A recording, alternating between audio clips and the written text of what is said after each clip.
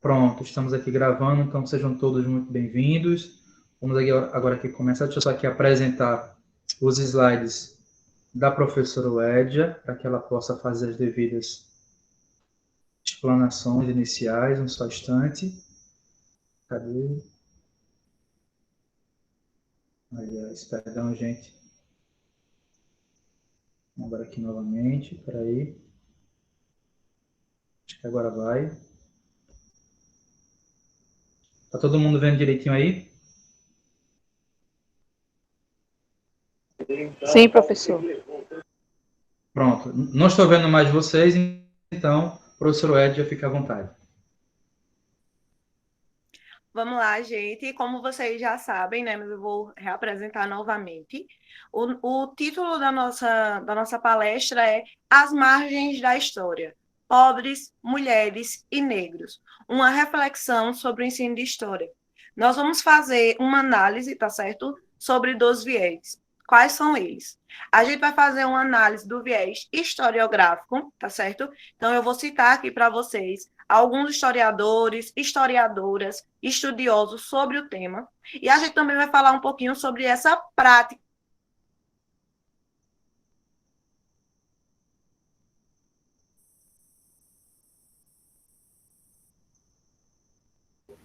Travou.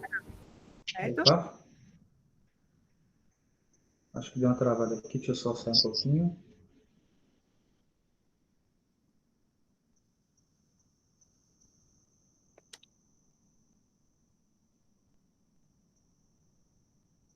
E aí, enquanto o professor André Professor vai, Edja. certo? Eu vou falando sobre o tema. Então, vejam só. Primeiramente, né, a gente estuda história, né? Quando a gente está no ensino médio, a gente vê a história de uma forma diferente, né? Eu digo que a gente vê a história muito por cima. Quando nós chegamos na graduação, a gente entende que a história é muito mais além daquilo que a gente entendia ou entendeu lá atrás, né? E qual a temática que eu, enquanto pesquisadora, enquanto graduanda, tive a oportunidade de me aprofundar melhor? Foi justamente a temática em questão da história das mulheres. Só que quando eu estava preparando essa palestra para vocês, eu me deparei com um livro que eu sempre faço leitura, que se chama Os Excluídos da História, tá? Da Michelle Perrault, que é uma historiadora francesa que, junto com outros historiadores, fez a Escola dos Análises ser o que ela se tornou hoje, né? Uma tendência histórica que fala sobre micro-histórias, que une a macro com a micro-história. Então, quando a gente vai olhar o contexto da história, acho que alguém está com o microfone, deu microfone. Quando a gente vai olhar o contexto da história, quando a gente abre os livros de história, né, principalmente do ensino fundamental e do ensino médio, a gente não vê uma história com muitos rostos diferentes. O que eu quero dizer com isso? Vocês já se depararam, tá certo? No livro de história com imagens, né? Que tenham mais imagens masculinas ou mais imagens femininas. Vocês já pararam para se questionar? Quando vocês pensam em figuras históricas, né, eu vou pensar numa figura histórica aqui. Qual é a imagem das pessoas que vem na sua cabeça? Será que quando você pensa em história, em figuras históricas, você pensa em uma mulher? Você pensa em uma pessoa negra? Você pensa em uma pessoa pobre? Vocês já se questionaram em relação a isso? Porque as chamadas minorias, a gente vai ver isso um pouquinho mais adiante, na verdade, em grande maioria das vezes, são a maior parcela da população. E nos nossos livros didáticos, não só livros didáticos, mas muitas vezes nos nossos livros científicos mesmo, no nosso livro da graduação, a gente não vê a gente não vê a história, perdão, de uma forma mais geral. E eu vejo que muitas vezes é isso que está faltando. Professor, o senhor pode adiantar o slide, por favor? Então, nós vamos ver aí, nesse primeiro tópico, que intitulei como o que é ensinar. E a gente vai fazer justamente essa reflexão sobre o que nós estamos estudando e o que nós estamos ensinando, tá? Então, o primeiro parágrafo diz o seguinte: a cultura escolar, presente nos currículos, procedimentos de ensino, teorias, linguagens, materiais didáticos e processos avaliativos, foi também apontada e criticada como produto e produtora das diferenças de gênero, sexualidade, classe, raça e etnia. O que eu quero que vocês entendam com esse primeiro parágrafo? Que ao ensinar, ao fazer parte de um grupo escolar, nós também estamos ditando, de certa forma, aquilo que a sociedade, aquilo que os nossos jovens, aquilo que os nossos adolescentes e até os nossos adultos, eles vão reproduzir. Então, é importante que nós, enquanto professores, futuros professores e professoras, que nós tenhamos a consciência que nada do que a gente ensina é em vão, ou que nada do que a gente ensina é perdido, certo, minha gente? Então, quando a gente vai para a sala de aula, é importante que nós tenhamos essa responsabilidade, tá? Eu não sei quantos estudantes aqui tem de sétimo e oitavo período, que são aqueles estudantes que já estão caminhando, né, para a produção do TCC, do artigo científico. Esses estudantes, e não excluindo também os outros, já se depararam com o seu tema de pesquisa, correto? Aquilo com que você escolheu pesquisar, se aprofundar, saber mais sobre o seu objeto de pesquisa. É aquilo que você tem mais proximidade, ok? Quando nós vamos para a prática docente, não é apenas o nosso objeto de pesquisa que vai estar em campo, que vai estar em jogo, né? Enquanto professores, nós temos que perpassar por todas ou pela maioria dos acontecimentos históricos. E aí surge a pergunta: como eu vou ensinar esse acontecimento? Porque há um tempo atrás, né, alguns políticos trouxeram à tona o que seria o projeto da escola sem partido, com muitas e muitas e muitas aspas, tá? Por que eu digo com muitas aspas? Porque, minha gente, o sem partido, se quer dizer sem ideologia, ele é muito difícil de ser ensinado. É óbvio, claro e evidente que eu não estou falando aqui de levar para a sala de aula preceitos e conceitos de cunho partidário, certo? Cunho partidário é algo totalmente diferente. Mas política, né? Política remete a direitos. Nós somos animais políticos, o ser humano em si é um animal político. Então, é importante que nós, enquanto profissionais da educação, saibamos como abordar determinados conteúdos, né? Tem conteúdos mais sensíveis e tem conteúdos, muitas vezes, que fogem da grade curricular ou que não estão na grade curricular, e é importante que nós possamos fazer essa inserção desses conteúdos, né? Conteúdos esses como história da mulher, como história do continente africano. Nós passamos quase toda a nossa vida escolar vendo a história europeia e não vendo mais a história europeia muitas vezes do que a história americana, vendo a história europeia numa quantidade esmagadora em relação à história africana, e muitas vezes a gente deixa de mostrar para os nossos alunos de onde eles vieram, a essência deles, e isso é importante. A gente também vai ver isso mais à frente. O segundo parágrafo, ele diz o seguinte: não por acaso a educação escolar se tornou alvo de muitos debates e questionamentos por parte de diversos movimentos sociais.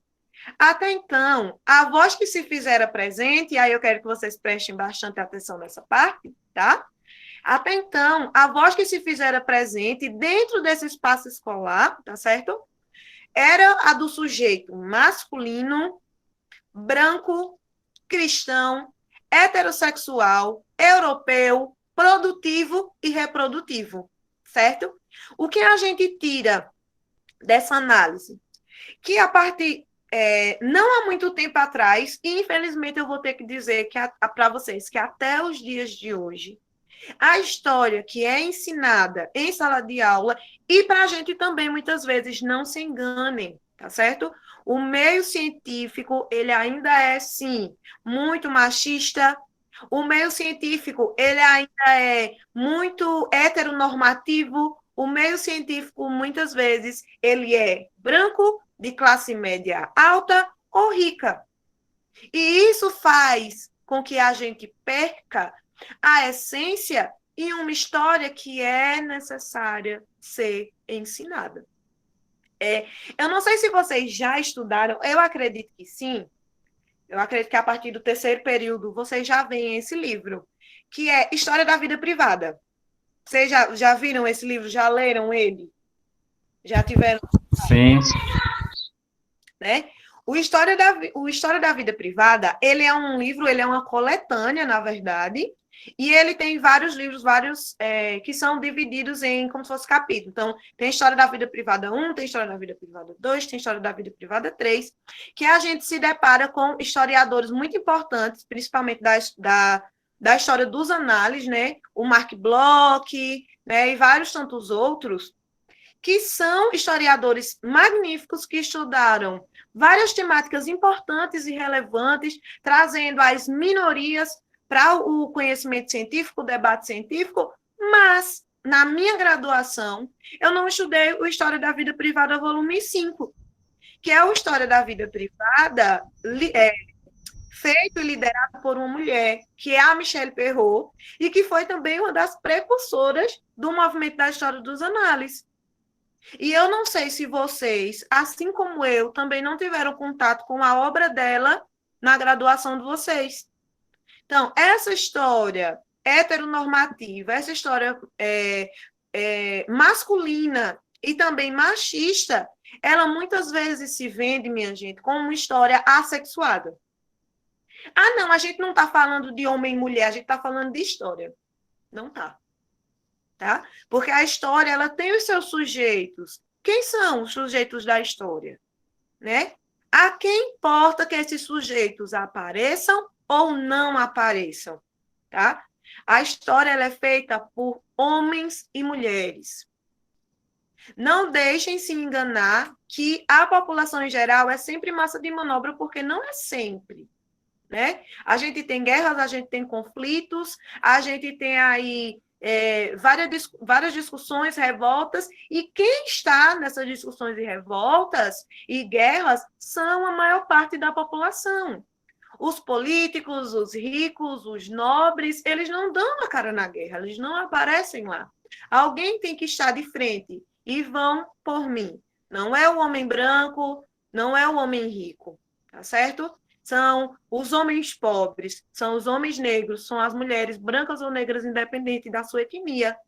A gente também, muitas vezes, é condicionado e condicionada a ver uma história sempre branca e uma história sempre rica, e, às vezes, uma história muito cristã, que a gente se esquece de outras histórias tão importantes quanto, tá certo? Professor, pode passar o slide, por favor. E aí a gente tem, tá?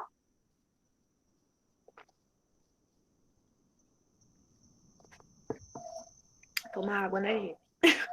A gente tem aí alguns tópicos, tá certo? Que eu elenquei para a nossa discussão sobre a prática docente, sobre você ser um bom professor, uma boa professora, tá? Lembrando que isso aqui não é uma receita. Se tivesse uma receita de ser um professor ou uma professora melhor todos os dias, por favor, alguém me passe, que eu ainda não descobri a fórmula. Como eu falei para vocês, isso é uma prática, né? Isso é uma prática que a gente vai tendo ali com o passar do tempo. Tudo é prática. Mas aqui eu elenquei 3 pontos para a gente falar um pouquinho sobre essa prática docente e sobre, né, como a gente pode abordar esses conteúdos das mulheres, dos pobres e dos negros. Primeiro, autonomia do trabalho docente, tá certo? O que isso quer dizer? A gente pega o livro, inclusive hoje eu e meus colegas professores lá da Erin Eloy Malta, a gente estava fazendo a escolha do livro didático, né? Quem trabalha em sala de aula já deve ter passado por essa experiência. E as editoras, elas enviam as suas coleções e a gente faz a escolha do livro que mais agrade a maioria dos professores. Nessa escolha, tá certo? A gente vai ter ali um norteamento, tá certo? Dos conteúdos que nós vamos abordar em sala de aula, juntamente com a BNCC, com o novo ensino médio, com os PNLs, PNLD e assim sucessivamente. Todas essas coisas que regem o ensino. Mas não é porque eu vou pegar lá o meu livro, tá? E o meu livro vai ter lá Independência do Brasil. E todas as imagens são de Dom Pedro como herói da independência, tá? Isso não quer dizer que eu vou pegar aquele livro e ensinar só o que aquele livro tem a dizer para os meus alunos. Eu tenho autonomia de, enquanto professora, enquanto pesquisadora, fazer com que os meus estudantes tenham o melhor aproveitamento possível. Essa responsabilidade, minha gente, é minha e é de todos vocês, tá certo? Então, eu vou pegar ali o processo da independência do Brasil e, além do que o livro me mostra, eu vou levar para os meus estudantes outros fatos que sejam de interesse, né, daqueles estudantes ali. Porque eu não sei se vocês já se depararam com estudantes que detestam história. Eles detestam história, eles dizem que história é chato, que para que eu vou estudar história do passado, para que isso não vai fazer diferença na minha vida. É aí que a boa prática docente, ela entra. Por que não, né, mostrar ao estudante uma forma diferente de ver aquele conteúdo? Por que não falar de figuras importantes de representatividade? Os nossos estudantes, minha gente, eles querem representatividade. Eles não querem só saber de Dom Pedro, eles já sabem disso. Mas que tal a gente levar uma Maria Quitéria? Uma mulher que defendeu o Exército Brasileiro, a primeira mulher que defendeu o Exército Brasileiro. Vamos levar ela. Vamos falar para os nossos estudantes que lá tinham pessoas de outras classes, não só a elite envolvida, né? Vamos falar dos processos de revolta, mostrando o tipo de população que estava envolvida no processo de revolta. Então, vamos dar voz, tá certo? Aquelas chamadas minorias. Que eu digo sempre, as minorias são a maioria. As minorias são apenas aqueles que não têm acesso ao poder, tá bom? Segundo tópico, selecionar os conteúdos históricos apropriados para as diferentes situações escolares, tá? Então, se você tem um aluno do ensino fundamental, se você tem um aluno do ensino médio, exatamente. É o que a gente chama, Zerline, é o que a gente chama, que eu aprendi com o professor Alexandre, que também foi meu professor, a gente chama de história em migalhas, né? É aquela história que a gente vai se preocupar em mostrar a visão dos vencidos. É aquela história que a gente vai se preocupar em mostrar o que a população pensou, né? Naquele momento, quais foram as reações. E nesse segundo tópico fala sobre selecionar os conteúdos históricos. Nós, enquanto professores, nós temos essa autonomia de inserir os conteúdos, tá certo? Sabe por quê? E eu vi muito disso já. Quando você está na graduação, você está a mil, né? Você quer colocar tudo lá para os seus estudantes, você quer que eles aprendam do jeito que você aprendeu, e aí muitas vezes quando você entra em algumas escolas, você não tem tanta liberdade, ou você tem liberdade e você não sabe o que fazer.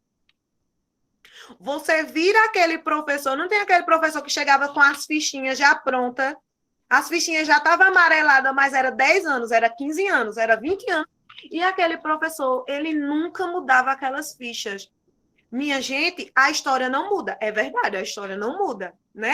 Para quem queira usar esse discurso. Mas, professora, ele leva a fichinha dele lá, as coisas, porque a história não muda, certo? Mas será que a forma de ver a história não muda?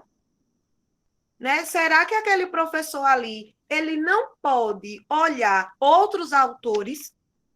Porque a gente tem que ser bem sincero. Muitas vezes nós somos condicionados por aquilo que nós gostamos. Nós somos condicionados pela história marxista, nós somos condicionados a uma história tradicional, nós somos condicionados a uma história nova, a uma história moderna, e assim sucessivamente. Mas os nossos estudantes, eles são, ao mesmo tempo que eles são singular, eles são plurais, tá? Então, é importante que você olhe para a sua sala de aula com essa singularidade e essa pluralidade. Quantos estudantes negros tem na sua sala? Talvez eles não gostem da história porque a história não fala dos negros vencedores. Vocês já pararam para pensar nisso? Muitas vezes, quando a gente fala de história, a gente coloca os negros apenas como escravizados. Aí anula a história de uma África milenar. Talvez seja por isso que eles não gostem. Né? Talvez os nossos estudantes, aquela estudante ali que está no cantinho, ela não gosta de história porque ela nunca viu uma mulher sendo representada. Talvez seja por isso que ela não goste. Tá? Então, é importante. Edja, quer dizer que eu só vou ensinar isso, quer dizer que eu tenho que ensinar o que meus estudantes querem. Eu não estou dizendo isso. Mas se a história ela tem visões diferentes, de narrações diferentes e ângulos diferentes, por que nós, enquanto professores e professoras, não podemos dar para os nossos estudantes esse tipo de reflexão diferente? Se na faculdade nós temos esse tipo de reflexão, muitas vezes nós menosprezamos o entendimento do nosso estudante. A gente acha que ele não vai entender determinado texto, a gente acha que ele não vai entender determinado autor, e eles entendem, minha gente. Quando a gente está indo com caju, muitas vezes eles já estão voltando com a castanha, viu? Então, é importante que a gente dê ao nosso estudante a condição dele poder participar. A gente só vai saber se ele tem dificuldade de entender o conteúdo se a gente ensinar o conteúdo. Se eu não ensinar, eu não vou ter como saber. E aí a gente tem o terceiro tópico, que fala sobre estabelecer relações entre a produção historiográfica e o ensino de história. E é isso que eu vejo, muitas vezes colegas meus, e já passei por isso também, é nisso muitas vezes que a gente falha. A gente aprende algo na faculdade, a gente aprende a sentar em forma de semicírculo, a gente aprende a fazer uma tertúlia, né? A gente aprende a fazer mapas conceituais, mapas mentais, tudo isso a gente aprende. Mas quando a gente chega na sala de aula, a gente quer pegar o nosso livro, a gente quer mandar eles lerem e fazer um exercício. Que tipo de professor eu estou... E eu não estou dizendo que não é importante, porque eu passo, tá? Enquanto professora, eu sei que essa didática, ela muitas vezes faz aquele estudante que tem dificuldade de se expor oralmente ter a nota dele, né? Eu sei que muitas vezes a gente tem um estudante tímido, a estudante que fica muito nervosa em apresentar trabalho em grupo, em expor sua opinião, mas eu não posso privar toda a minha turma de passar por essa experiência. Eu não posso privar a minha turma de fazer uma análise sobre uma fonte teórica. Vamos lá, vamos levar a carta de Pero Vaz de Caminha, a cópia, né, obviamente, da carta de Pero Vaz de Caminha, para os estudantes olharem a letra, minha gente, que aquele português, para mim, parece grego. Vocês já olharam aquela carta? Que letra é aquela? Pelo amor de Deus, que letra é aquela? Então, quem sabe, então, pedir para os nossos estudantes tentarem traduzir a carta, antes de dar a tradução em si dela, né? Então, existem várias coisas que a gente pode fazer. Dentro dessa carta, a gente tem uma descrição do que o Pero Vaz de Caminha, do que os portugueses entenderam quanto homens brancos e civilizados do que a população indígena estava. E aí vamos fazer uma análise sobre aquela população indígena. Será que eles realmente eram da forma que os portugueses enxergaram eles? Eu tenho certeza que não. Né? Eu tenho certeza que algo vai divergir. E é esse tipo de experiência que a gente deve proporcionar aos nossos estudantes. Certo, minha gente?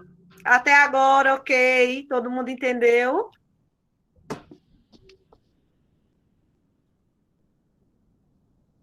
Ok, minha conterrânea. E aí, pode seguir, professor, pode passar o slide? A gente tem aí, né, o que eu falei para vocês, que as minorias, elas são grandes. E é exatamente isso. Eu não sei se a gente um dia vai abolir o termo minoria, eu acredito que não, mas toda vez que eu penso em minoria, eu penso num grande público que está sendo deixado de lado. Para mim, essas são as minorias, tá? Então, nós, enquanto professores, tá certo, minha gente? Porque quando a gente faz licenciatura, a gente tem as duas experiências, né? A gente tem a experiência enquanto graduando de pesquisador. Quando a gente chega no nosso trabalho, a gente tem a experiência de ser docente, que são duas coisas que muitas vezes causam conflito, né? Causam conflito porque o ser pesquisador é algo muito solitário às vezes. Nós estamos ali com os nossos livros, com as nossas fontes, com os nossos orientadores, mas é um trabalho, às vezes, muito solitário, né? Somos nós com os nossos pensamentos. E quando a gente vai para o ensino, a gente tem uma gama questionadora. A gente tem um público extremamente questionador. E a gente tem que estar pronto para dar várias versões da mesma história para esses meninos. Porque eu vou dizer para vocês, eu já tive estudantes do segundo e do terceiro ano que pesquisavam. É uma minoria? É uma minoria. Mas a gente tem estudantes que leem Marx, minha gente. Eu tenho um estudante segundo ano que lê Marx, ele lê Nietzsche. Então, são percepções diferentes da história que, se nós não tivermos preparados, os meninos passam a gente, viu? Vou dizer isso para vocês. É importante que vocês tenham conhecimento e conhecimento amplo para mostrar para esses meninos. Então, vamos lá. Sobre essa história das minorias, tá certo? Eu trouxe aqui para vocês um pouquinho sobre a escola dos análises, tá certo? Vocês já viram sobre os análises, já falaram sobre eles? Eu acredito que a maioria sim, né? Até porque quando a gente estuda historiografia, né, é obrigatório, né? É uma das disciplinas obrigatórias. Então, a gente tem aqui, eu estou com um livro de Cissem Bittencourt, que se chama Ensino de História, Fundamentos e Métodos. Ele é um livro muito bom. Principalmente, Cissem Bittencourt, ela é uma historiadora e uma pesquisadora sobre as práticas de ensino de história maravilhosa. Eu recomendo fortemente para vocês. É uma leitura muito boa. E o que me chamou a atenção, ela diz o seguinte: a produção historiográfica tem aumentado consideravelmente nos últimos anos, ampliando e renovando temas. Existem também novas interpretações de antigos temas. É isso que eu digo a vocês. A história, o fato, né, o fatídico não muda, ele não muda, mas ele tem várias formas de ser visto e analisado. E ela segue dizendo: além da introdução de novos objetos de estudo, como a história da mulher, a história da criança, religiões e religiosidades, nós também temos as relações do homem, da natureza, entre outros. A história do cotidiano, a história regional e história local. É preciso estabelecer uma relação entre a historiografia e a história que é ensinada no ensino fundamental, que no caso é a prática a que ela se refere no livro dela, tá?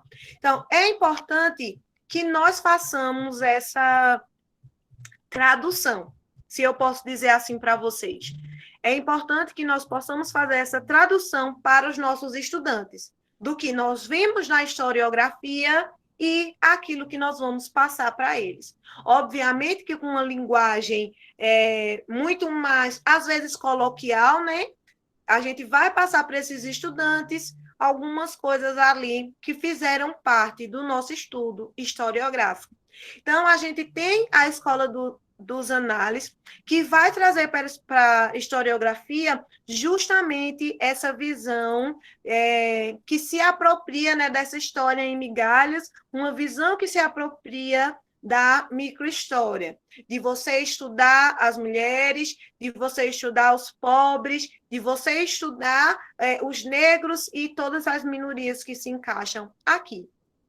Então, a gente tem a micro e a macrohistória, que a gente tem essa funcionalidade de você ver o evento histórico e você não analisar apenas o evento histórico. Você analisar os nuances, as coisas que perpassam por esse movimento histórico, tá? Então, não é você pegar a história e fazer a história individual, certo? Não é isso. Não é você pegar uma figura só histórica e ensiná-la, mas é você pegar alguns outros conceitos que estavam passando ali por esses acontecimentos. Então, a gente tem aí a história que fala sobre os pobres, a história que fala sobre os indígenas também, direito das mulheres, feminismo e também a história, né, dos negros. A gente também pode chamar essa história, minha gente, de história dos vencidos, ok? Por quê? Porque quando a gente vê na historiografia e no ensino de história, por que a gente vê aquela história que a gente falou lá no começo? Uma história branca, né, uma história heteronormativa, uma história que fala só, uma história machista e uma história de pessoas de alta sociedade. A gente vê sobre essa história porque, na visão de quem escreve a história, essas pessoas foram quem venceram. Né? O povo europeu chega no continente africano e chega no continente americano como um povo dominador, ok? Então, essa dominação, né, esse povo que dominou, esse povo que escreveu a história, tá? Na história africana, por exemplo, eu estava estudando um livro que se chama História da África, muito bom. E aí eu estava estudando e eu vendo sobre os impérios africanos. Vocês já leram sobre impérios africanos? Já estudaram sobre impérios africanos? Gente, é uma história riquíssima. É uma história riquíssima de dialetos diferentes, de constituições sociais diferentes. E a gente não tem... Eu passei o meu fundamental e o meu ensino médio sem ver história da África. Eu não vi. Né? A partir de 2013 se tornou lei, tá? O ensino de história da África em todas as escolas brasileiras, mas eu terminei meu ensino médio em 2010. Não vou revelar a minha idade, ok? Mas...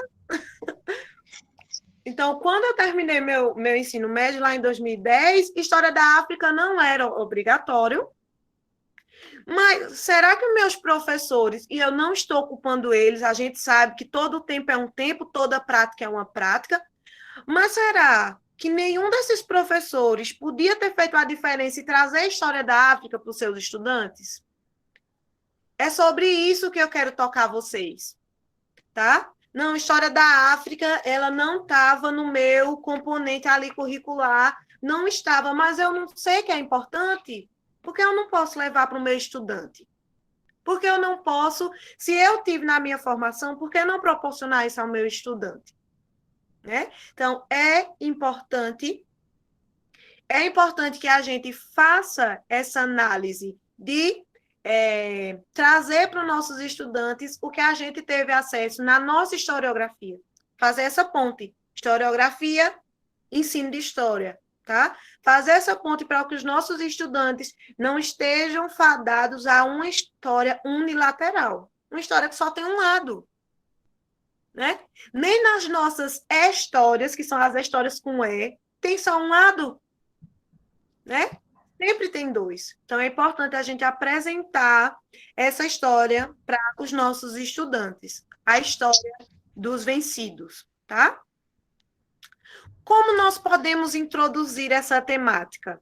A gente deve olhar para cada estudante com respeito e entender a singularidade e a pluralidade desse estudante. Se eu olho para o meu estudante com respeito, eu vou entender que aquele grupo que o meu estudante faz parte, tá certo? Tem a sua história. E é tão importante eu levá-la para a sala de aula, certo? Eu falei muito da história heteronormativa, né? Porque na escola, muitas vezes, a gente fica com medo de levar movimentos sociais.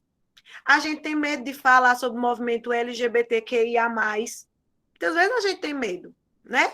Muitas vezes a gente tem medo de levar um movimento como o feminismo, um movimento contra racismo, mas a gente não pode deixar de levar movimentos sociais tão importantes para o debate. Nós temos que fazer com que os nossos estudantes sejam responsáveis com aquilo que eles dizem e com aquilo que eles escutam. Muitas vezes a gente tem um discurso de ódio exacerbado na internet, porque essa geração ela não está, né, aprendendo a respeitar a opinião do outro. E é na escola, minha gente, tá? É na escola que a gente leva a prática do debate, da escuta e da aceitação. Olhem para a sala de aula. Quantos estudantes jovens a gente não tem que se definem como transexuais, né? Como lésbicas, como gays. Quantos estudantes nossos querem esse acolhimento e muitas vezes a gente não dá? Então, a história ela também é importante nisso. Essa história dos movimentos sociais, essa história da dominação e do dominado é importante, importantíssimo que a gente leve essa prática para os nossos estudantes. E aí, quando a gente não leva essa prática, quando a gente pega lá o nosso livrinho didático, tá? E quando a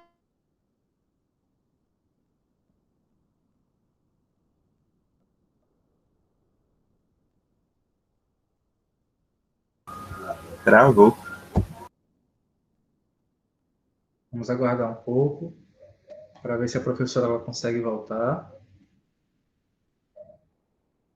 Tem um pouquinho de paciência. A história dos pobres, a história dos negros, dos indígenas, das mulheres, a gente está fazendo o discurso do dominador.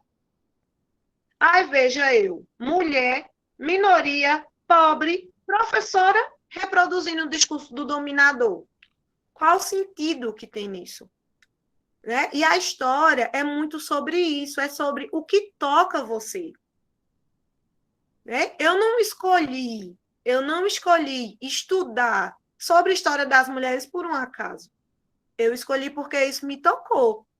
Do mesmo jeito que história cultural deve ter tocado algum de vocês, a história regional, a historiografia em si, estudar a metodologia, né? A sociedade e tantas outras temáticas que nós perpassamos. Então, se temáticas diferentes tocaram pessoas diferentes, por que com os nossos estudantes é diferente? Não é. Então, é importante que a gente leve para a sala de aula a mais diversa pluralidade possível. Que a gente faça, minha gente, algo que eu acho que eu não disse até agora, mas que é muito importante, que os nossos estudantes sejam sujeitos históricos. Que nós sejamos sujeitos, porque muitas vezes eu, como estudante do ensino médio, quando eu estudei ditadura militar, e quando eu estudei Segunda Guerra, que eu vi o nazismo, eu ficava me questionando o que a população fez. Minha gente, o que a população fez? Muitas vezes a gente se pergunta, né, como a carruagem chegou nesse ponto? Qual foi o andar da carruagem? E quando a gente vê a macro-história, a gente não entende por quê. Os nossos estudantes também não entendem por quê. Daqui a 20 anos, quando a gente estiver estudando o governo Bolsonaro e o governo Lula, os estudantes vão perguntar o que a população fez. A gente vai saber responder? É uma análise que a gente tem que fazer. Né? Toda vez que eu vou para a sala de aula, é um questionamento que eu me faço. Tá? Eu vou ensinar Segunda Guerra Mundial. Eu vou saber responder onde estavam os oprimidos e o que faziam os opressores? É uma prática que a gente deve sempre dominar, tá certo? Como vocês são historiadores e historiadoras, né? Estão aí sempre com esse estudo científico. Eu já indiquei para vocês o livro História da Vida Privada, né? O volume 5, se eu não me engano, que é Os Excluídos da História, Mulheres, Pobres e Negros, o título. Muito bom, recomendo a leitura. E também eu recomendo a leitura desse livro aqui, ó, bem pequenininho. Esse livro ele tem um pouquinho mais de 150 páginas, que é A Dominação Masculina, de Pierre Bourdieu, tá? Que é um sociólogo incrível. Eu recomendo muito essa leitura aqui, tá? Ele vai falar sobre a condição feminina e a violência simbólica. Isso aqui não é um livro destinado para homens, isso aqui também não é um livro destinado para mulheres. Isso aqui é destinado um livro para pessoas que querem entender, porque muitas vezes a sociedade aceita como normal a dominação. A gente aceita com normalidade. A gente aceita com normalidade que os homens estejam no topo, né? Que os rostos das grandes empresas sejam homens, que os rostos à frente dos jornais mais importantes sejam homens, que os rostos políticos sejam homens, a gente aceita como natural. E homens brancos, é importante ressaltar também. Então, esse livro aqui, ele vai fazer uma análise, tá certo? De um povo, eu não sei se um povo ou dois, e ele faz essa análise de como essa dominação, ela é normalizada. Então, eu indico muito, é uma dica de leitura que eu tenho para vocês. Ele é baratinho e ele tem disponível na internet o PDF gratuito, tá? Eu sou muito do físico, então eu gosto muito do livro físico. Tem vendendo baratinho aqui esse livro, mas para quem gosta de fazer a leitura, né, online virtual, ele também tem disponível em PDF.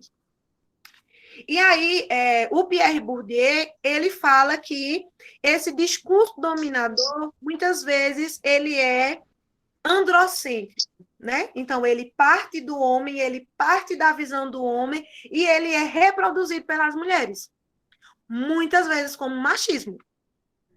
Porque, pensem bem, a gente tem uma população com a maioria feminina, maioria de mulheres. E o machismo é algo crescente na nossa população. Ou seja, não são apenas os homens que estão perpassando o discurso, as mulheres também. Então, é importante entender por que isso passa adiante. E muitas vezes é por conta dessa dominação. A gente tem o Brasil, minha gente, ele é o país com a segunda maior população negra do mundo. Vocês sabiam disso? A gente só perde, que não é perder, né? Mas a gente só perde para a Nigéria, se eu não me engano. Né? Então, nós temos a segunda maior população negra do mundo. E quanto discurso racista a gente não vê sendo reproduzido diariamente? Então, essa dominação, ela não fica apenas com o dominador. Infelizmente, ela também perpassa pelos povos dominados. E é importante que a gente tenha essa consciência para conscientizar, certo? Enquanto pessoas que estão cursando licenciatura, eu vou frisar mais uma vez, mesmo que vocês queiram ir para o estudo científico, ou queiram se debruçar no estudo científico, enquanto professores, vocês vão lidar com pessoas. né? Enquanto historiadores, enquanto professores de ensino fundamental, anos finais, vocês vão lidar com adolescentes com os hormônios lá em cima. E adolescente é um povo questionador. Então, por que não levar o debate? Né? Por que não levar esse questionamento? É muito importante que a gente faça da história uma história plural, como ela é. Não estou falando aqui para vocês para a gente inventar uma nova história. Não, essa história existe e existe há muito tempo. Eu só estou fazendo a reflexão com vocês para que vocês levem essa história para a sala de aula. Que vocês deem a importância devida a essa história e que vocês façam com que os estudantes de vocês também reflitam sobre essa história, tá certo? Falando um pouquinho mais sobre a história africana, principalmente sobre a história africana na América, tá certo? Eu vou falar alguns fatos para vocês. Vocês já pensaram que o fato dos africanos terem sido trazidos como escravos para o Brasil marcou a história dos descendentes deles? Porque, vejam só, a gente nunca mais viu os africanos como só africanos. O brasileiro vê o povo africano como povo escravizado. Porque está arraigado na nossa história que o africano é um povo escravizado. Os nossos estudantes, e eu vou dizer para vocês, que até colegas de vocês, não entendem a África como continente. Não entendem. Entendem a África como um grande amontoado, como um país. E aí, deixa-se de lado que vieram reis, princesas, rainhas, servir de escravos aqui, minha gente. Ninguém era escravo na África, não. Eu digo assim, dentro das tribos, né? Obviamente que o português escravizou também eles lá, e aí tinha algumas tribos que tinham, mas eu não estou falando disso. Eu estou falando da escravidão que o europeu trouxe para a gente, tá? E muitas vezes o nosso estudante, eu sinto no olhar dos meus estudantes, que quando eu falo de África, e que quando eu falo negro e olho para os estudantes que são negros, eles se sentem incomodados, minha gente. Eles se sentem incomodados porque eles foram acostumados a África, escravidão. África, pobreza. Não é nada disso, tá? A gente tem, na África, vários reinos muito, muito poderosos, mas a gente tem o reino de Mali e o de Gana, que eram conhecidos como o reino do ouro, de tanta riqueza que esses povos tinham. A gente, através da história europeia, a gente exclui o Egito. É isso? Quantas vezes você fala para os nossos estudantes, o Egito, aí o Egito fica na África, os estudantes ficam, quê? Como assim o Egito fica na África? Então, essa história europeia, eurocêntrica, ela, como o Egito foi uma civilização de destaque, você já sabe disso, eles retiraram a negritude do Egito. Eles retiraram, né? E grandes dos primeiros faraós foram negros. Só que a gente apaga da nossa mente. A gente tem a visão do faraó como uma figura mítica e a gente não se preocupa com a cor. A gente não se preocupa com a cor. Mas no imaginário, os nossos estudantes eram todos brancos, eu garanto a vocês. Porque se ele não é ensinado, se tudo fica para ele entender, para ele, subentendido, ele vai imaginar uma história branca. Porque ele foi condicionado a ter uma história branca. E essa escravidão que o povo africano sofreu vindo para o Brasil, tá certo? Isso explica as demandas do povo negro, tá certo? As suas demandas políticas, as suas demandas sociais, culturais e econômicas, tá? Então, é importante que nós analisemos a história africana como uma história rica, como uma história, não de povos que foram dominados. Isso não define a história africana. A história africana é muito mais do que isso, né? E eu falo sempre isso porque quando você é uma pessoa branca, às vezes você tem um local de fala que as pessoas negras não têm. Quando você é homem, você tem um local de fala que muitas vezes as mulheres não têm. Então, é importante que a gente utilize o nosso local de fala para que essa história chegue a maior quantidade de pessoas possível, né? Eu, enquanto brasileira, né, que a gente tem uma história étnica muito grande, né? Mas eu, geneticamente, culturalmente, eu sou uma pessoa mestiça, né? Ninguém aqui no Brasil é branco caucasiano, nem o professor André, que é tão branquinho, parecendo um copo de leite, mais branquinho do que eu, não é, né? Aquele branco que a gente tem ali no Estreito Europeu, né? No Escócia da vida, não é porque nós somos miscigenados, né? Eu sou filha de mãe, que a gente chama parda, né? E filha de pai negro. Meu pai é negro retinto. Tá, Luan, que é meu conterrâneo, e não me deixa mentir, que conhece meu pai. Meu pai é negro retinto. Então, eu tenho traços negroides, como a maioria de vocês também tem.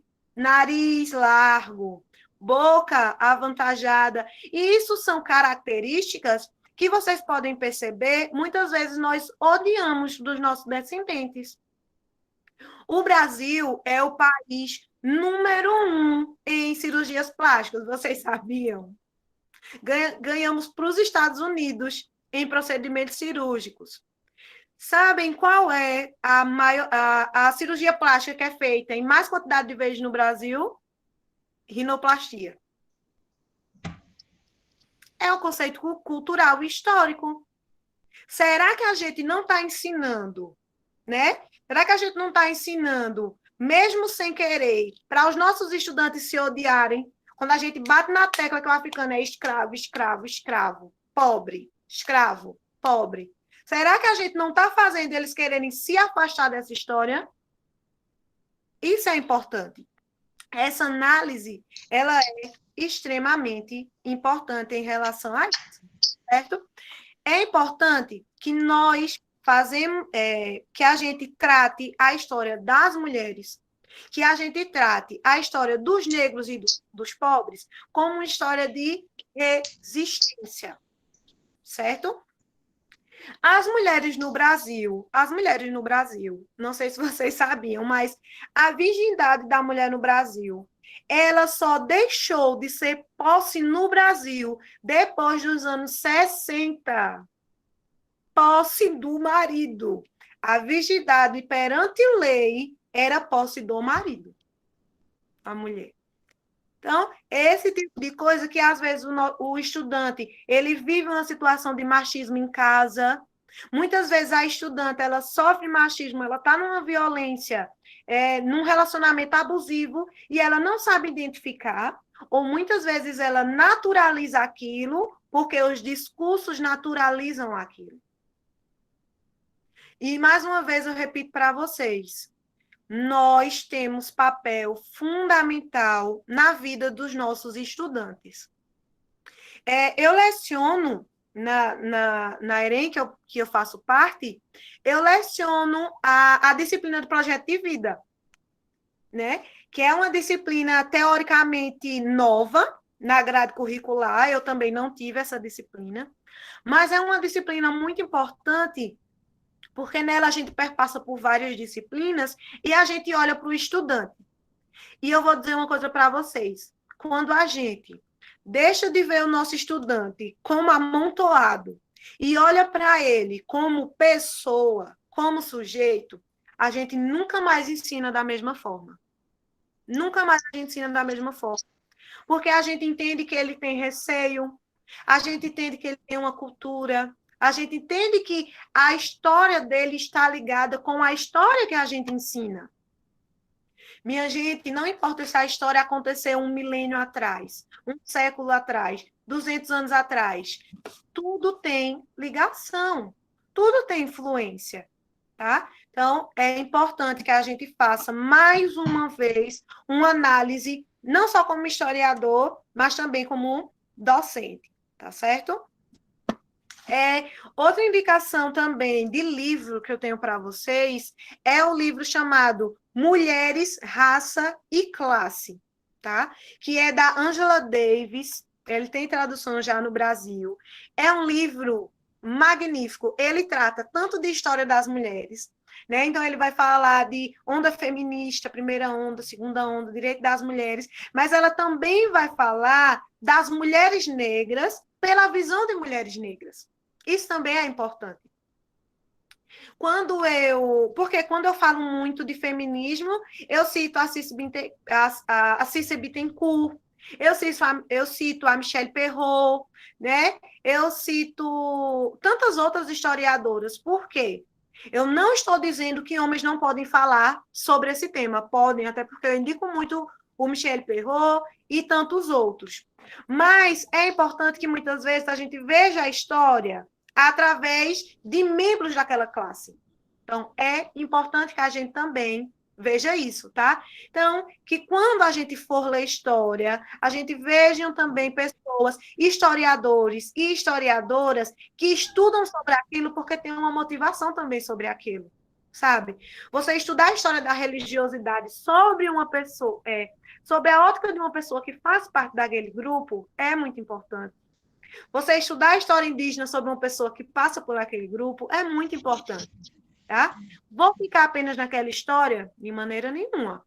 Como eu falei, os olhares históricos, eles são muito importantes, mas também é muito importante que a gente saiba intervir, que a gente saiba selecionar e que a gente saiba fazer da nossa prática docente uma prática significativa.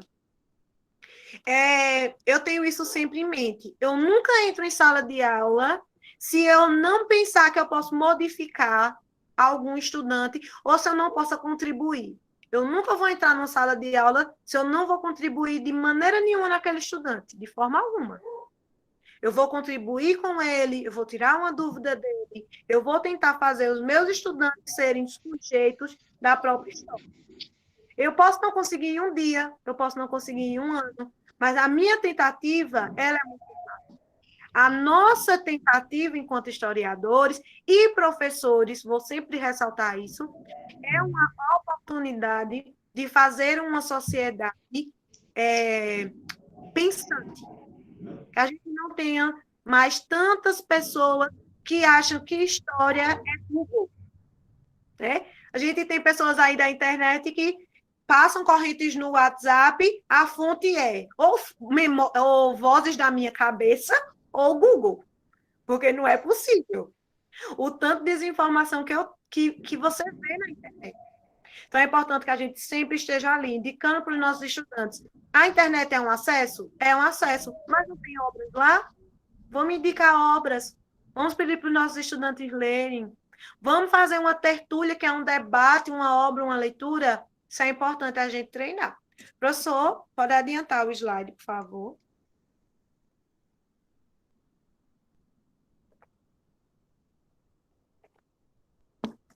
E aí a gente já se encaminha, né? Já estou falando há quase uma hora. Já estou. E aí a gente se encaminha, tá? Para uma frase minha, que diz o seguinte: existem dois tipos de professores e professoras. Só existem dois tipos, certo? Existem os professores que fazem e os que não fazem a diferença na vida do nosso estudante. Qual deles você quer ser? Certo? Você quer ser aquele professor que faz a diferença no seu ensino, na aprendizagem, ou você quer ser o professor mais do mesmo? Você quer deixar a sua prática historiográfica no curso ou você quer levar ela para a sala de aula? Né? É importante que a gente tenha dentro da gente aquele impulso de historiador. Porque quando vocês escolheram história, eu sei que vocês escolheram por opções diversas, né? Cada um toca de um jeito, mas eu sei porque vocês escolheram, porque vocês gostam de ser críticos, né? Vocês gostam de analisar a sociedade. Vocês gostam de entender os nuances, aquilo que aconteceu antes e o que influencia hoje. Então, que a gente não perca a nossa consciência histórica na nossa sala de aula. Pelo contrário, que a gente alimente ela cada vez mais. Certo, minha gente? Acredito que é essa a contribuição que eu tenho para dar. E vamos aos debates, que eu gosto muito. Vamos lá. Isso aqui para a apresentação. Pronto. Agora sim, estamos aqui de modo mais participativo. Eu queria, portanto, também aqui agradecer esse primeiro momento com a professora Wedja pela sua exposição, que foi magnífica. Eu estava aqui fazendo algumas anotações e vendo, enfim, mas acredito que foi uma grande palestra.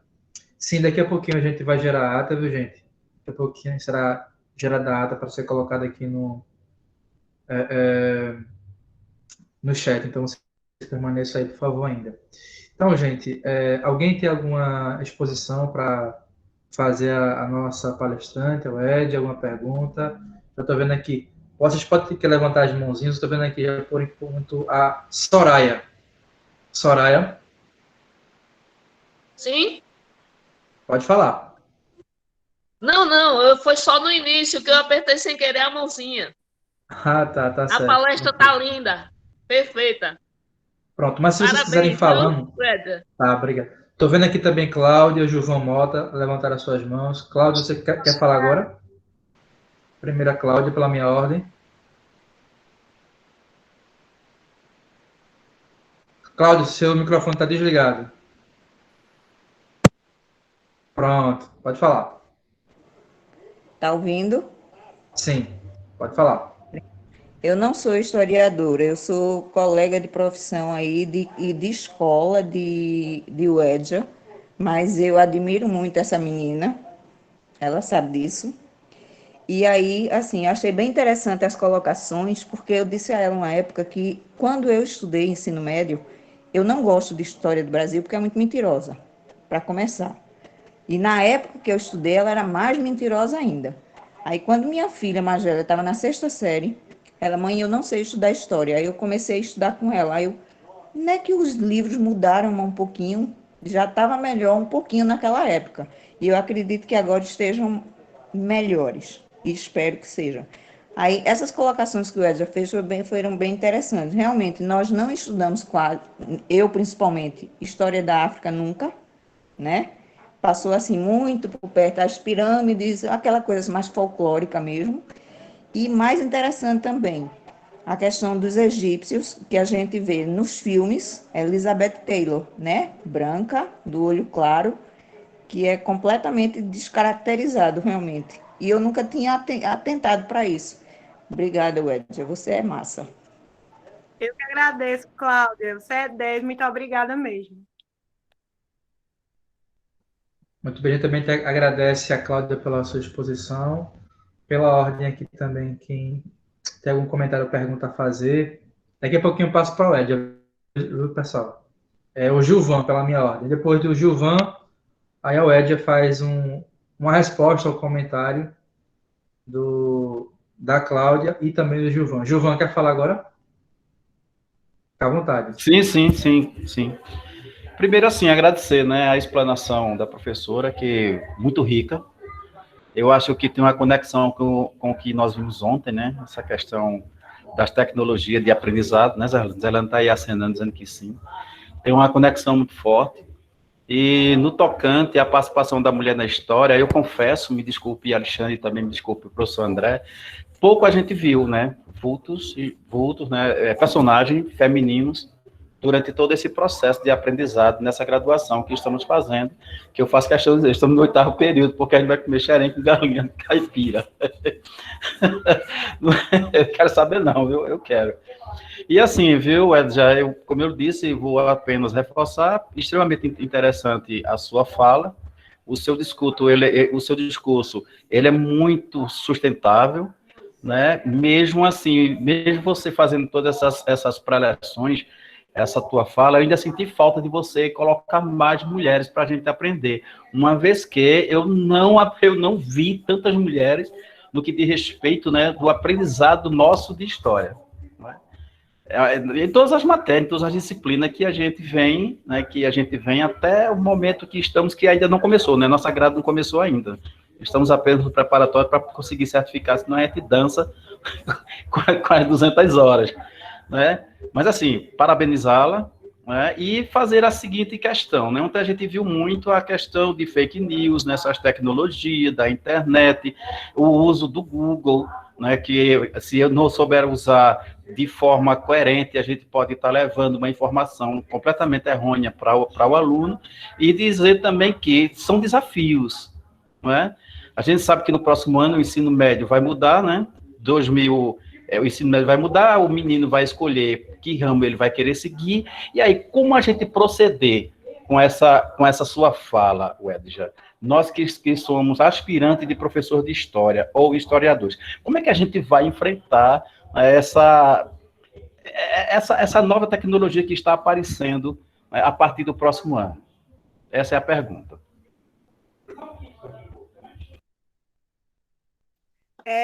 Muito obrigada pelas colocações, eu fico muito grata também. Eu não cheguei a citar tantas mulheres, porque foi proposital, viu? Eu citei mais historiadoras para vocês pesquisarem, tá certo? Sobre. Mas eu vou citar algumas para caso vocês queiram se aprofundar também, tá? A gente tem, como eu já falei, a gente tem a Maria Quitéria. Eu não sei se, Gilvan, você já estudou a história dela, mas eu recomendo, tá certo? Recomendo. A gente tem uma artista que eu acho que quando você pesquisar a foto dela, talvez você reconheça ela por ser artista, mas você não reconheça ela pelo fato que eu vou citar agora. A Hedy Lamarr, ela é conhecida como a mãe do Wi-Fi. Ela foi uma mulher pesquisadora que fez a tecnologia, justamente com um colega, tá certo? Patenteou a tecnologia durante a Segunda Guerra, que futuramente deu sustentação para a criação do nosso Wi-Fi. Então, também foi uma mulher. A gente também tem uma mulher como uma das responsáveis, ela era uma das administradoras, se eu posso dizer assim, dos escritos que levaram o homem à Lua. Também deu uma pesquisadinha, foi uma mulher que estava por trás. A gente também tem uma mulher como uma das principais gerentes da primeira imagem de um buraco negro na história da humanidade, que não fazem nem 2 anos, também foi uma mulher. E a gente também tem aí na química, eu gosto muito de citar mulheres na ciência, porque vocês devem concordar comigo que se na história as mulheres são apagadas, nas ciências elas são muito mais, né? A gente sempre vê homens ali. E a gente tem a Mary Curie, né? Que a gente sempre vê em química, é uma mulher fantástica. Então, é importante que a gente faça aí essa prática de sempre estar pesquisando mulheres importantes, ok? E sobre a sua pergunta, eu acho, você tocou no ponto, né, do novo ensino médio, dos estudantes poderem escolher, né? E a questão, assim, que a gente está estudando, Cláudia está aí de prova, o novo ensino médio parece que ninguém sabe de nada, nem quem fez e nem a gente. Tá todo mundo confuso. Mas pelas formações e o que eu entendi, não é a questão assim que ele vai escolher estudar só matemática ou que ele vai escolher estudar só história. Não é bem assim, sabe? Ele vai passar por todas as áreas do conhecimento, tá?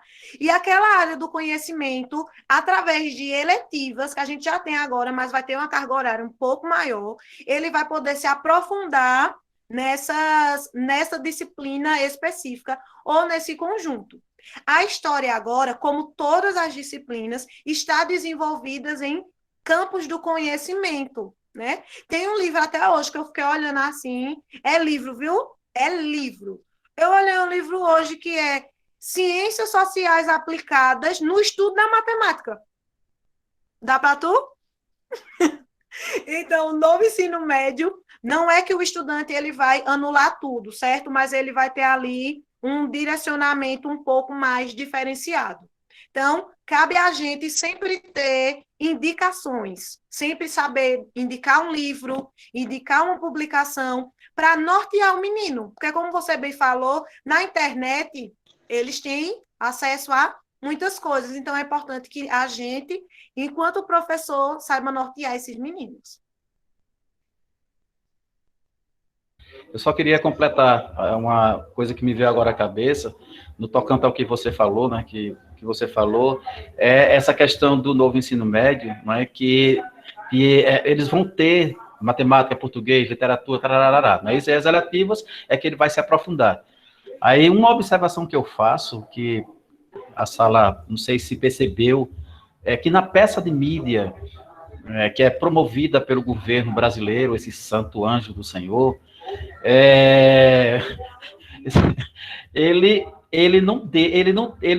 a peça de mídia não deixa claro.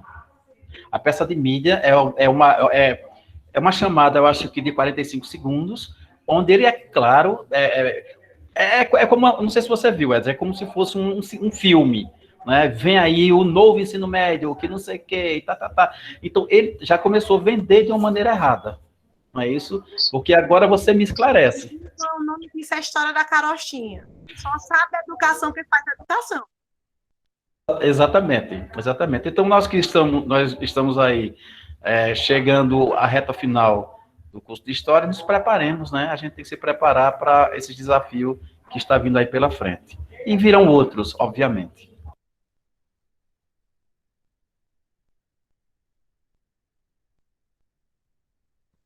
Muito bem, Gilvão, muito obrigado. Também estão aqui Michele Fátima e a Renata Silva, pela ordem Michele. Aí depois a gente passa novamente para a professora Ued. Michele, você está por aí? Quer fazer a tua ponderação? Oi. À vontade, viu? Boa noite a todos. Foi muito boa essa apresentação, porque muitas temáticas foram abordadas e que eu pretendo levar para o meu TCC, as minorias e as mulheres, se Deus quiser.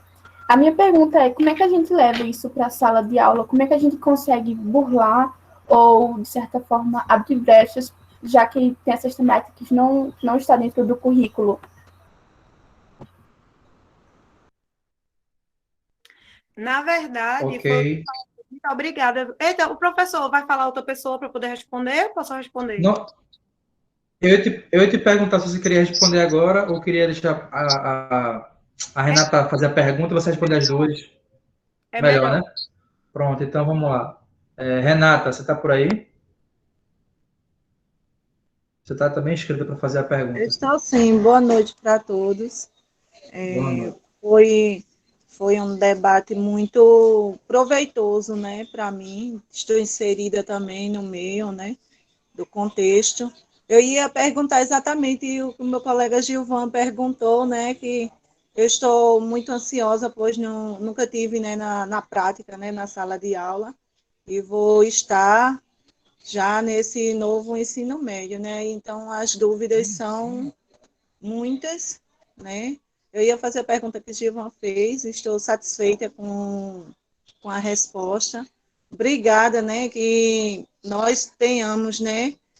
Respeito mútuo, né? Tanto nós profissionais, uns com os outros, quanto com os alunos, né? Eu, particularmente, sou evangélica, né? Mas eu busco de mim, né? E para que meus filhos, as outras pessoas me vejam, né? Com respeito, eu tenho que respeitar também, né?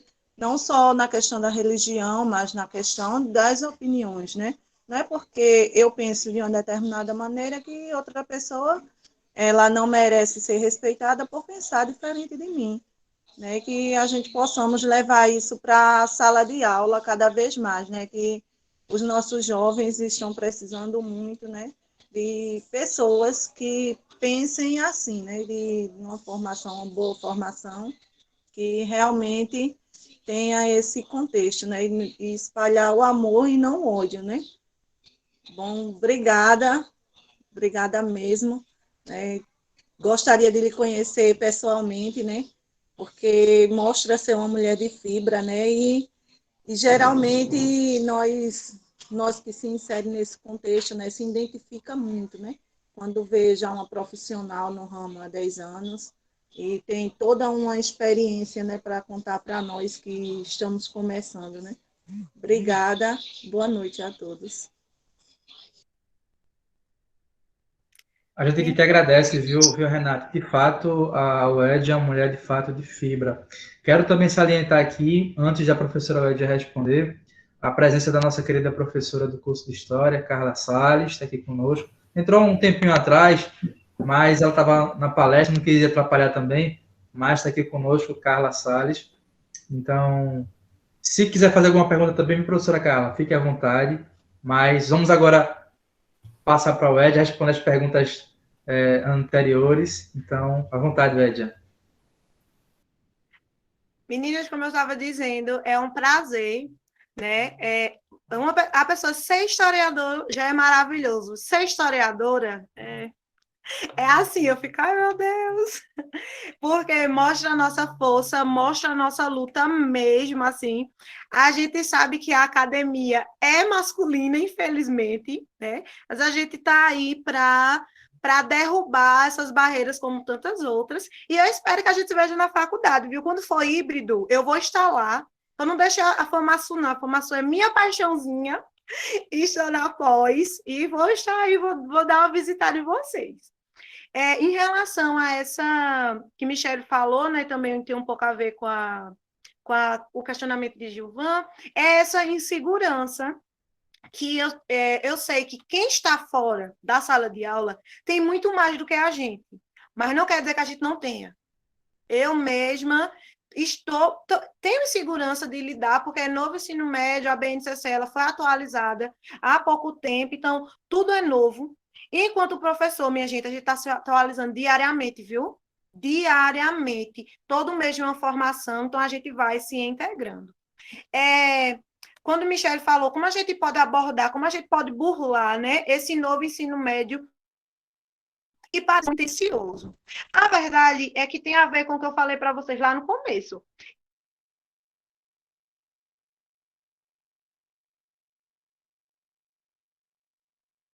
Quem faz a aula é o... Voltei, eu tinha travado.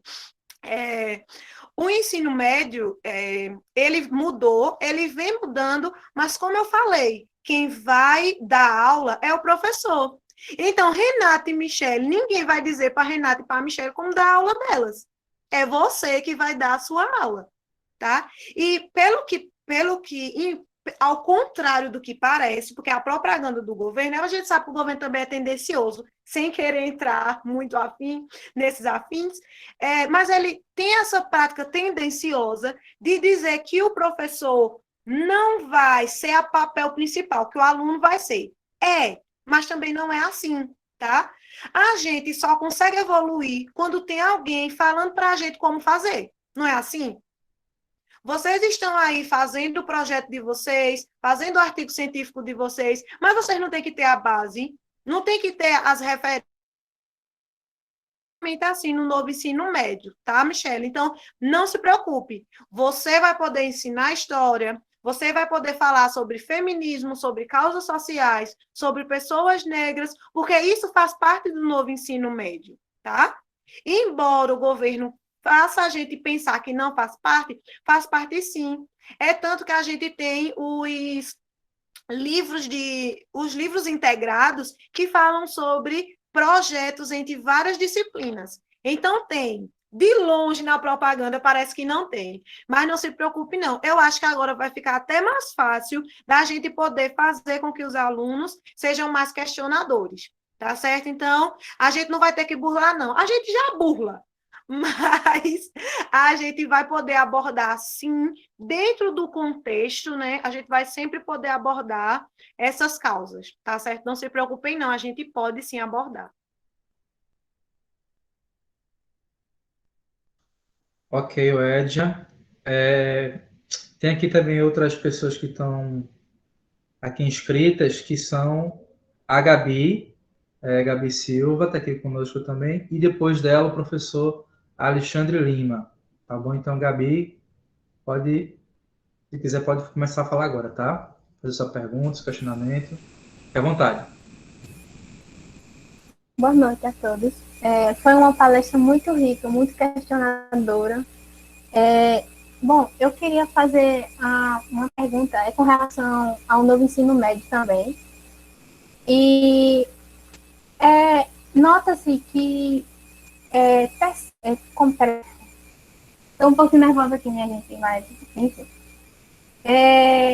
Com relação a se as escolas elas estão preparadas para esse novo ensino médio e se os professores estão preparados, como é que eles vão lidar.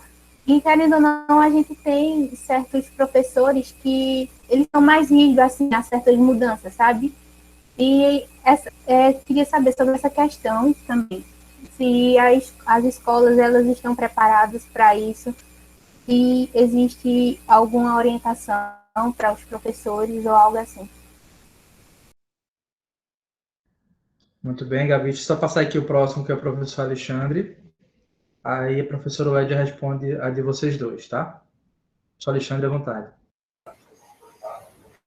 Vocês me escutam direitinho? Pronto. Em primeiro lugar, é um prazer imenso ouvir a professora Edja, porque como cresceu, assim, fantástico. É fantástico. Ver que a faculdade foi apenas uma base para a sólida formação que ela tem, né? Isso é a primeira coisa. A segunda coisa, pensando no efeito bumerangue, às vezes a gente quer fazer uma coisa, mas acaba dando outra. A gente sabe que o que está por trás desse novo ensino médio é um processo de precarização da educação. Agora, veja bem, será que eles querendo fazer isso, principalmente com as ciências humanas, eles não estão nos forçando a trabalhar juntos, a trabalhar em equipe, a criar novos cenários, a criar novas possibilidades, etc. Então, será que parece que se a gente for um pouco mais inteligente, será que a gente pode transformar esse novo ensino médio em uma possibilidade de integração das ciências humanas, inclusive com as exatas, com esse livro que você citou, entre ciências humanas e matemática? O que é que eu estou pensando? Eu estou pensando em um prédio da Universidade Federal chamado Cefis, que foi feito durante a ditadura. Ele é um espigão, que os andares eles não conversam entre si. Aí botaram as humanas lá, para a gente não se ver. Quem é de história não vê quem é de psicologia, não vê quem é de matemática. Fizeram assim. Fizeram um espigão para isso. E de lado, que é um prédio mais novo, feito da democracia, que é o prédio de ciências sociais. É um prédio todo plano, cheio de áreas comuns, etc. Mudando um pouquinho, será que esse novo ensino médio não é esse novo prédio com as áreas em comum, que a gente pode dialogar, etc. Enfim, agindo com um pouquinho mais de inteligência e de criatividade, pode dar um efeito contrário do que esse povo pensou. O que é que tu acha sobre isso? E parabéns, tá? Muito bem, professor Alexandre, te agradece a sua explanação. Agora sim, o Edja pode responder, viu? Fica à vontade. Muito obrigada pelas colocações. Gabi, já achei você maravilhosa, viu? Bora marcar aí para se encontrar na faculdade. Vai vacinar todo mundo. Professor Alexandre, né, já que o seu questionamento tem a ver com o de Gabi, eu vou estar sempre passando pelos dois, tá bom? Eu pensei exatamente a mesma coisa que o senhor. Eu pensei exatamente a mesma coisa. Hoje foi a análise do meu livro didático, aí eu fiquei com tudo muito fresco, né, na mente. E, minha gente, é a nossa comunhão. É a nossa comunhão, porque se tem um livro lá que vai fazer o professor de geografia falar com o professor de história, o professor de história falar com o professor de sociologia, filosofia e assim por dizer, por que não mostrar ao nosso estudante uma área mais vasta? Só depende da gente. Só depende da gente. Então, eu entendo todos os receios, principalmente os receios de quem está fora da sala de aula, tá certo? Eu entendo isso. Porque com o governo que nós temos, a tendência que a gente tem é achar que, pronto, agora a história vai para o lixo, que é a intenção, né? Agora a história vai para o lixo e as ciências humanas vão ficar à mercê, mas não vão. Não vão. Porque é isso que eu falei. Nós, enquanto professores, temos autonomia. Então, o quão bom vai ser eu sou professora de filosofia na escola e de projeto de vida, o quão bom não vai ser eu com formação de história, dando uma disciplina de filosofia, falar com o meu colega de sociologia e a gente montar uma grande palestra. Quem sabe a gente falar sobre movimentos sociais na escola. No Dia das Mulheres, eu fiz um projeto com as minhas estudantes para elas não falarem do Dia da Mulher, porque eu acho que isso da fábrica, isso aí já está datado, todo mundo já sabe. Mas eu pedi que as minhas estudantes trouxessem mulheres que marcaram a história. Faz parte do novo ensino médio, por quê? Quem é a protagonista? As minhas estudantes. Não foi isso que ele me pediu? Tá aí. Tá certo? Então, você, enquanto professora, Gabi, quando você chega na sua sala de aula, tenha sempre isso em mente. Dentro da LDB, dentro dos PCNs e dentro, né, das outras diretrizes, se você estiver dentro disso, ninguém pode mandar na sua sala de aula. Certo? Você vai contribuir positivamente com o seu estudante. E aí, o novo ensino médio, ele tem essa temática do aluno ser protagonista. Então, que você dê protagonismo ao seu aluno. Que o seu aluno fale sobre história de minorias, que o seu aluno fale sobre sociologia, que ele fale de filosofia. Eu quero ver a bomba que eles vão ter que segurar.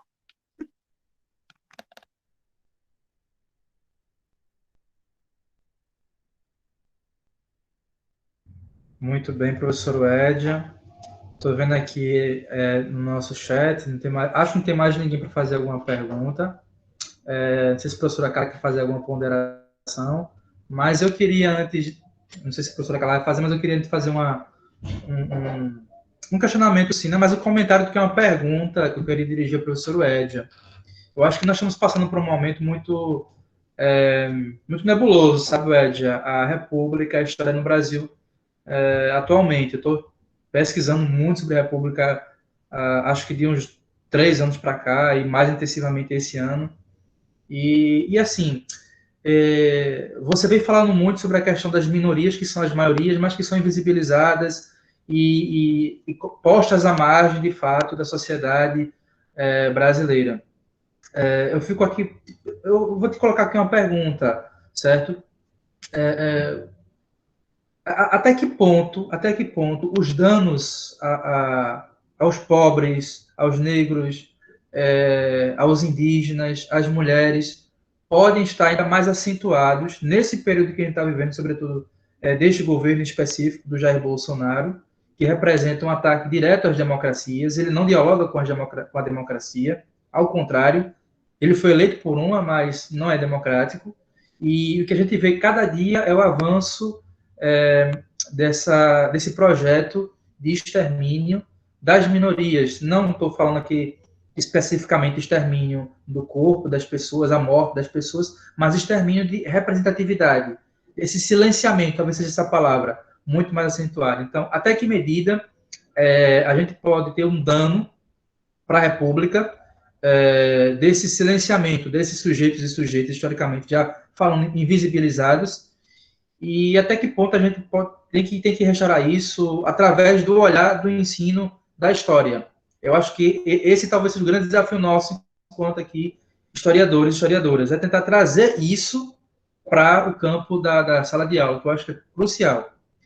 Então, enfim, te coloco aqui essa provocação, sabe como é que eu sou, né? Então, te vira, no bom sentido. Gente, André, você falando, eu anotando aqui para lhe responder, eu tinha anotado exatamente essa palavra, silenciamento.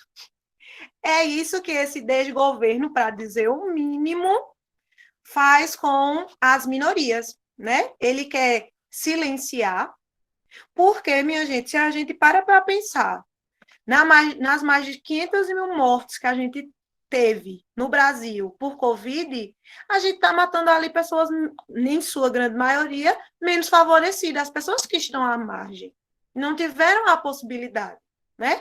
Então, ele vai, através desse silenciamento e através de táticas muito...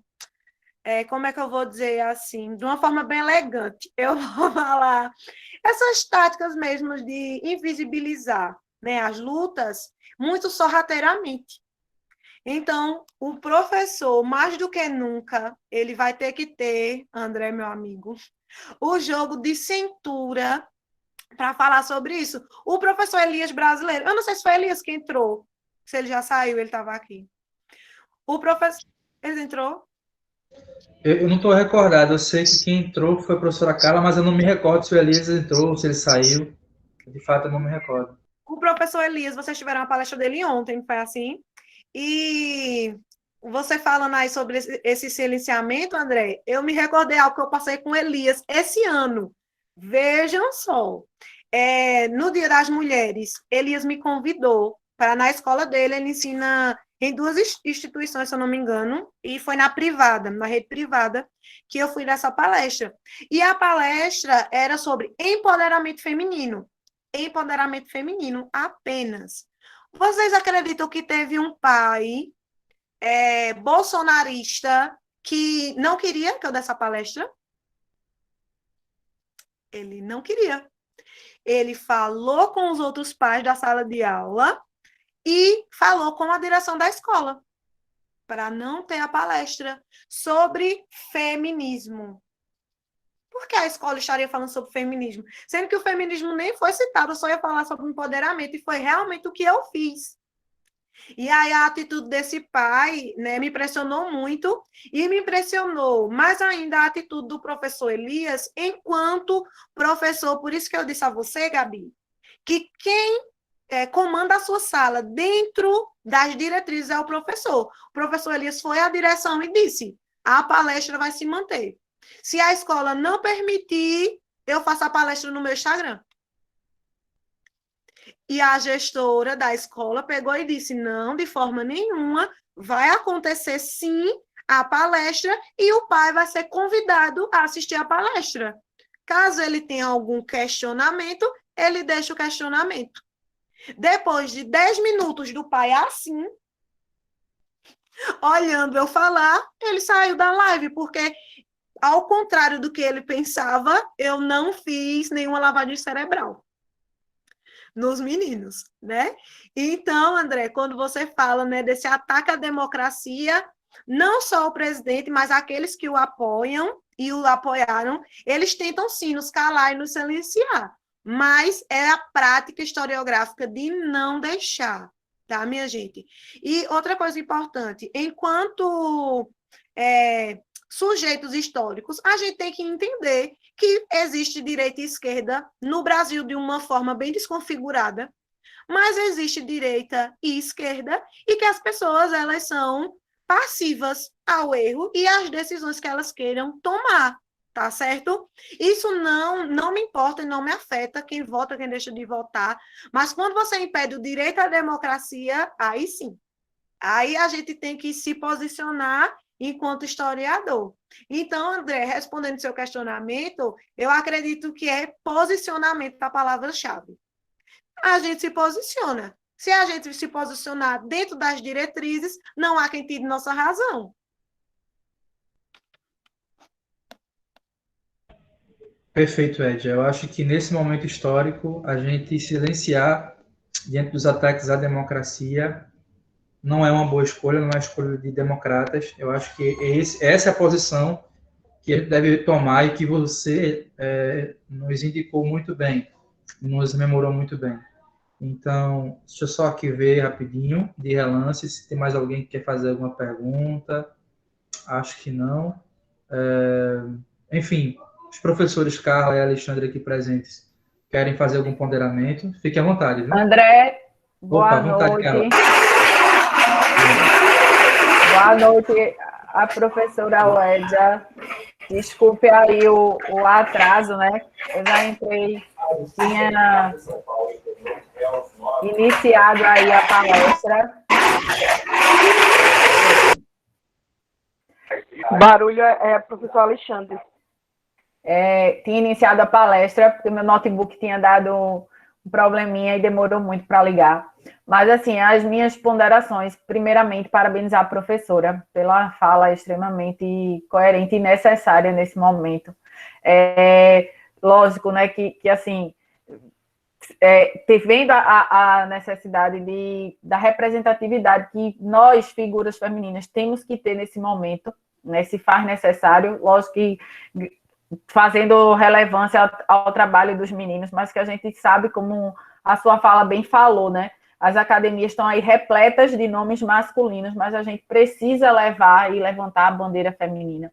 A gente está vendo cada vez mais o empoderamento feminino, principalmente nas instituições científicas e até dentro das salas de aula. E me orgulha muito dentro de sala de aula, principalmente como professora do ensino fundamental, ver como as meninas, principalmente, não desmerecendo os meninos, mas as meninas estão se tornando politizadas, ou seja, estão tirando aquelas mordaças que tinham sido colocadas, né, durante muito tempo, que a mulher tinha que se calar, que a mulher era para ser esposa, que a mulher era para ser mãe, que elas estão realmente buscando ocupar o seu lugar, né, o lugar que elas desejam e que querem em sociedade. Então, assim, todas as falas da professora foram bem apropriadas, né, e se faz necessário no momento que vivemos, em que, por mais que a gente tenha buscado e tenha lutado diariamente, né, e a gente é uma luta constante, que aí eu digo que vem não só de uma estrutura, né, a gente fala sempre do racismo estrutural no Brasil, mas vem de uma conjuntura toda, né, dessa diferença que a gente tem,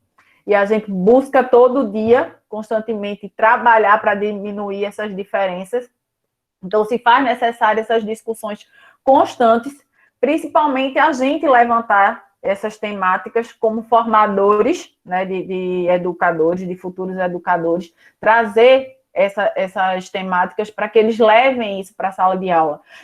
Eu sempre digo para os meus alunos, ex-alunos aqui também que estão em sala de aula, eu refletia isso nas minhas aulas passadas. Queria eu que na minha formação lá atrás eu tivesse tido, né, professores que tivessem me despertado antes essas discussões, que a gente tivesse espaço lá desde o ensino fundamental a esse pensamento crítico. Como você falou, eu também estou nesse processo na Escola do Estado de escolha, né, do livro, dessa questão da nova formulação do ensino médio, e eu também tenho a mesma visão que você dessa questão de integração das disciplinas, realmente essa questão de unificação que a gente precisa trazer.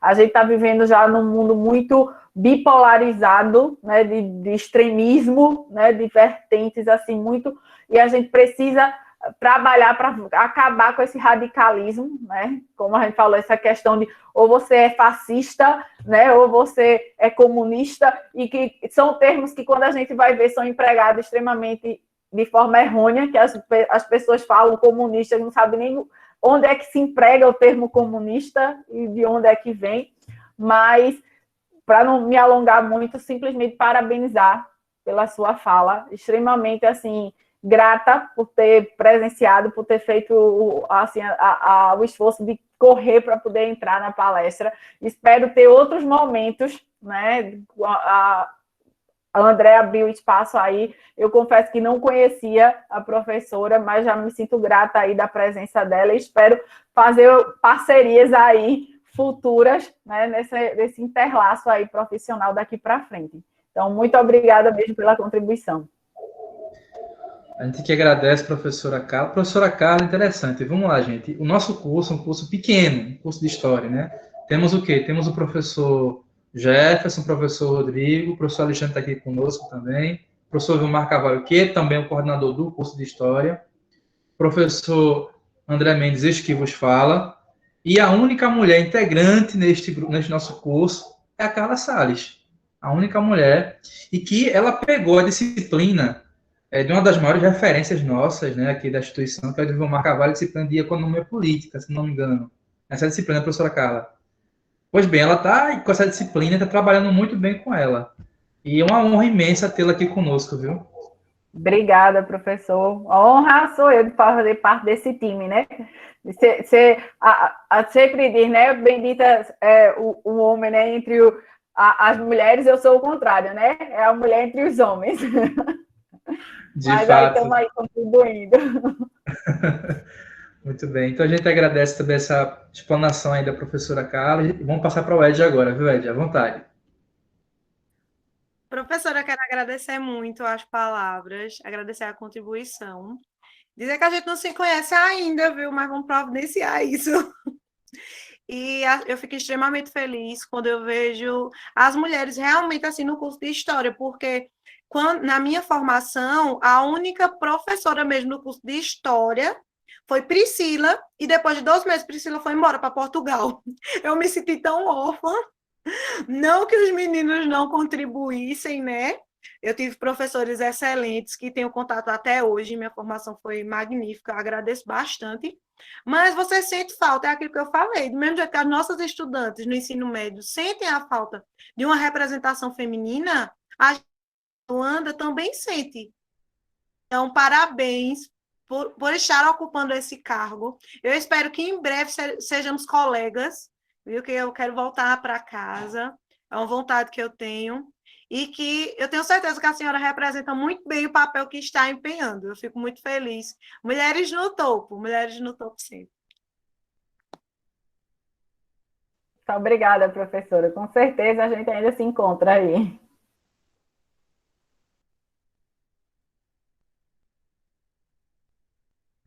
Muito bem. Então, a gente também, nesse momento, agradece, já estamos aqui praticamente já indo para o encerramento mesmo dessa nossa palestra de hoje. Eu queria, por primeiro, agradecer novamente a todos e todas que participam aqui dessa nossa transmissão, dessa nossa videoconferência, tá certo? Agradecer ao professor Alexandre Lima também, que está aqui conosco. Acho que foi o senhor que fez o convite, né? A professora Édia, e foi uma boa escolha, não tenha dúvida disso. Também agradecer a professora Carla Guerreira, aqui conosco também, aos alunos e alunas aqui do nosso curso.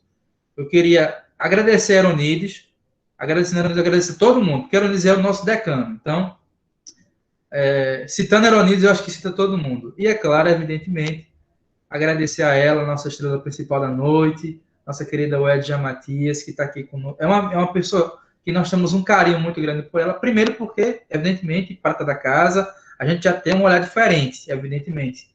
Depois, porque, além de ser prata da casa, a Wedja, ela é envolvida tem uma sensibilidade com muita coisa que a gente comunga e que ela vem levando à frente e vem, de fato, tendo esse olhar que é muito, muito, muito importante, é necessário, eu acredito.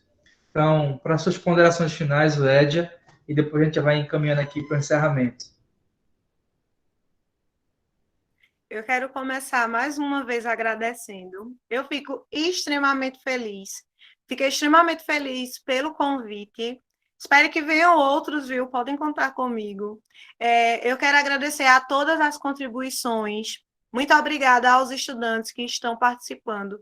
Eu tenho certeza que, pelo simples fato de vocês se comprometerem a estar participando, estar se questionando, ouvindo, eu tenho certeza que isso já faz de vocês profissionais cada vez melhores, né? Essa busca pelo conhecimento é que nunca pode parar, tanto pelo seu lado historiador, quanto pelo seu lado docente, né? Eu tenho um carinho muito grande pela FamaSul.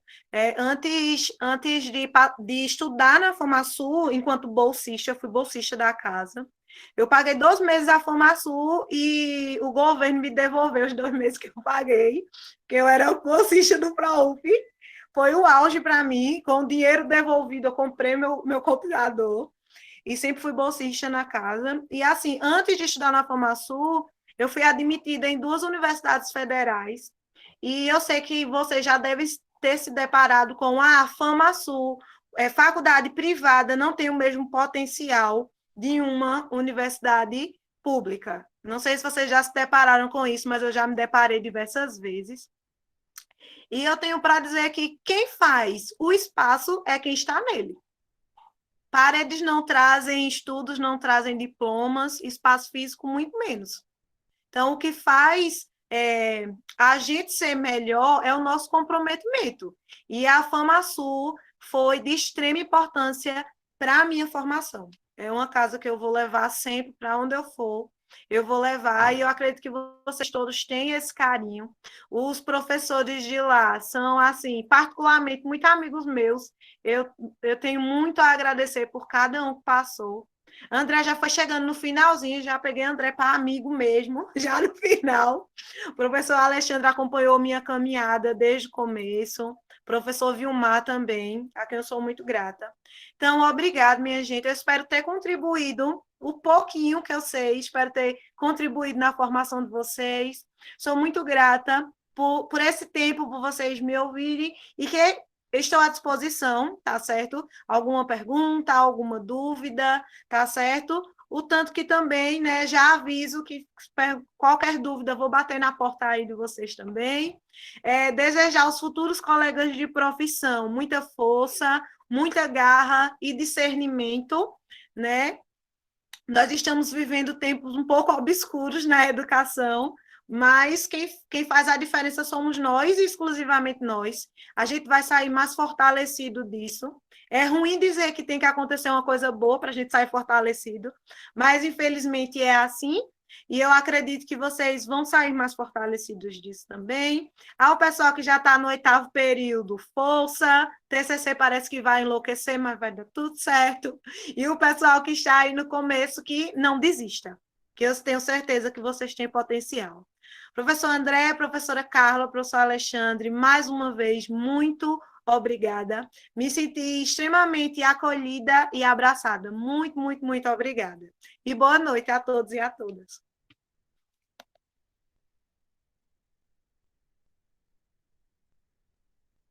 Então, boa noite, Edja, boa noite a todos. Vamos aqui, portanto, por encerrado esse nosso momento formativo, essa nossa palestra. Agradecendo novamente a cada um que participou desse momento conosco, e amanhã continuamos com a nossa programação, dia 23.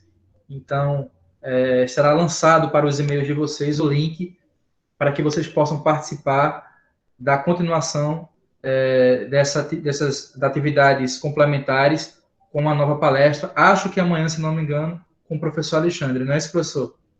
Acho que deve ser com o senhor, perfeito. Então, amanhã já vai ser... Quer dizer, o palestrante não será o professor Alexandre, mas ele irá mediar a palestra de amanhã. Então, gente, vou encerrar aqui agora a gravação, tá certo?